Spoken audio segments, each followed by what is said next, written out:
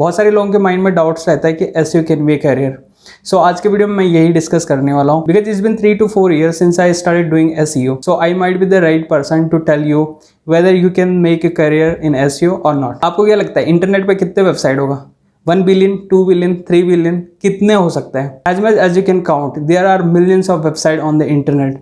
Every day इतनी ज़्यादा website host होती है इंटरनेट पे। अब सबकी गोल क्या है? जो इंटरनेट पे जो वेबसाइट है, most of the people they are making their website to increase the sales, to increase their visibility online on the search engine। 2 से 3% लोग जो सिर्फ स्टैटिक वेबसाइट बनाते हैं, जिनकी पर्पज नहीं होती है कि उस वेबसाइट को रैंक कराएं और उस पर ट्रैफिक लाएं।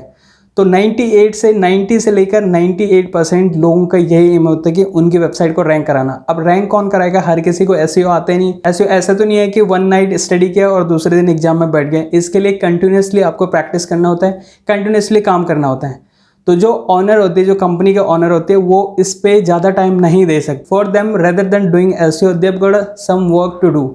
तो उसके लिए उसे एसईओ वाला बंदा चाहिए। चाहे आप एजेंसी में काम कर रहे हो, चाहे आप मार्केटिंग कंपनी में काम कर रहे हो, चाहे आप इंडिविजुअल फ्रीलांसर हो या इंडिविजुअल सर्विसेज देते हो, किसी भी तरीके के उनको एक बंदा ऐसा चाहिए जो उनके एसईओ का टेक केयर कर सकते हैं। क्योंकि उस बंदे के स्पेसिफिक टास्क होता है, उसको एवरीडे वही करना होता है। तो वो बंदा over the period of time better बन जाता है। जब आप एक टास्क को अगेन एंड अगेन करोगे, एक बार करोगे, 2 बार करोगे, आज भी आप एसईओ कर रहे, कल भी करोगे, 1 साल करोगे, 2 साल करोगे, तो कहीं ना कहीं आप उनसे बहुत आगे निकल जाओगे, जो एक दिन करता है और जो एक वीडियो देखते हैं और एक आर्टिकल पढ़ने के बाद समझता है कि हमें एसईओ आ गया।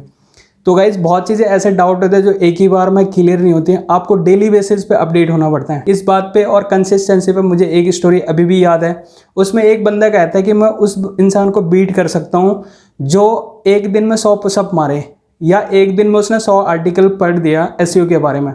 बट मैं उस इंसान को कभी भी बीट नहीं कर सकता हूँ जो 100 दिन में 100 आर्टिकल पढ़ता है या 100 दिन में 100 पुशअप तक जाता है। सपोज दैट आज उसने 1 पुशअप मारा, कल उसने 2 मारा, वो बंदा आफ्टर 100 डेज 100 पुशअप मार सकता है एक टाइम में, एक सेट में।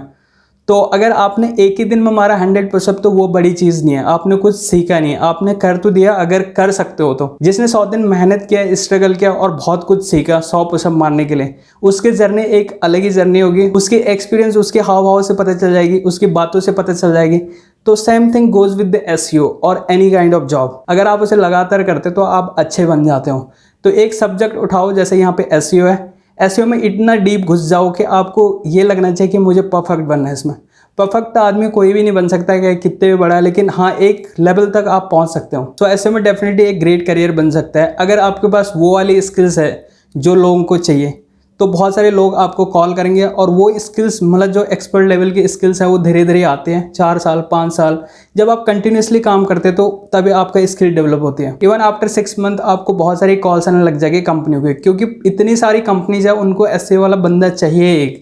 और सैलरी अगर आपको ज़्यादा चाहिए, अच्छी करियर चाहिए, तो आपके पास वो वाली स्किल्स होने चाहिए कि वेबसाइट को देख के पता चल जाना चाहिए कि इसमें प्रॉब्लम क्या है, इसको क्या स्ट्रेटजी इसकी हो सकती है। क्योंकि एसईओ की एक ही स्ट्रेटजी एक वेबसाइट के लिए बनती है, दूसरी स्ट्रेटजी दूसरी वेबसाइट के लिए बनती है।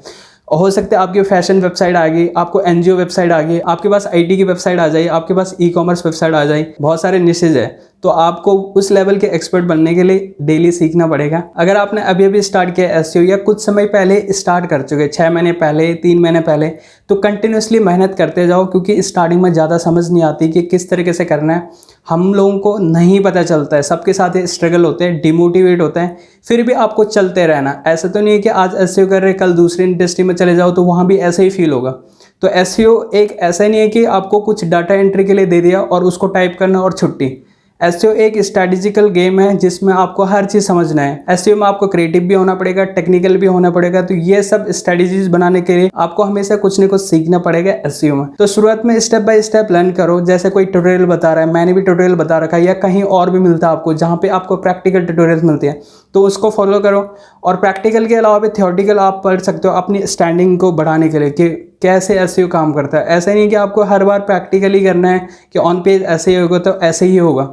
मतलब कई बार अपने दिमाग में लगाना पड़ता है कि यहाँ पे कैसे हो सकता है, इस चीज़ को हम कैसे बढ़िया कर सकते हैं। तो ये चीज़ तभी दिमाग में आइडिया आते हैं जब हम बहुत ज़्यादा पढ़ते हैं, ब्लॉग आर्टिकल पढ़ो, वीडियोस देखो। That's how you can make your career in SEO. If you have still doubts और confusion, please let me know on the comment section. I will definitely reply you. I'll see you in the next video. Till then, keep learning, keep hustling, keep practicing. Thank you so much for watching this video. धन्यवाद।